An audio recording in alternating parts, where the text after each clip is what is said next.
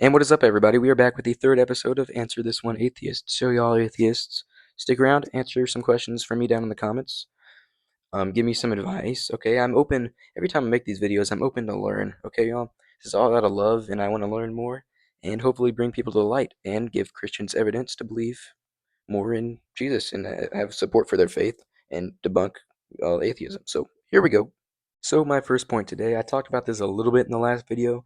As I said, I'm getting better at these, so hopefully I can talk clearer, more information, and so on. But I want to talk a little bit more on this today, so here we go. And it is the fact that we, as in our cells, simply, we have irreducibly complex systems, right?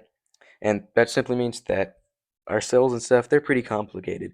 They're complex. They're designed. They have such a structure and so on that makes them just so complex that it's so hard to believe. It takes a whole lot of faith to believe that they are not designed, right? Like many things in our universe, right? And I have this book right here called I Don't Have Enough Faith to Be an Atheist.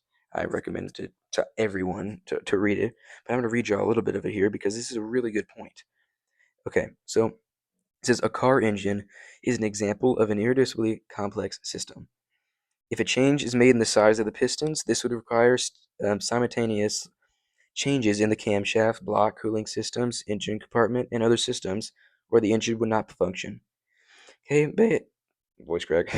Behe shows that living things are irreducibly complex, just like the car engine, with painstaking detail. He shows that numerous functions of the body, such as blood clotting, cilia, cell propulsion, organisms, and vision, require irreducibly complex systems that would not have developed in the gradual Darwinian fashion. Okay, it says why? Because intermediates would be non-functional, right? So I read a lot there, sorry y'all.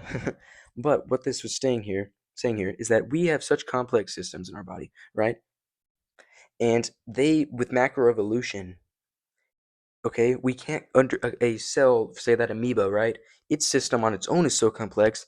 Its genetic code, the genetic alphabet in it, is long and as complex as 1,000 encyclopedias. Okay, and to say, well, that came from non-living chemicals, where do those chemicals come from, first off? How do those chemicals lead to the humans?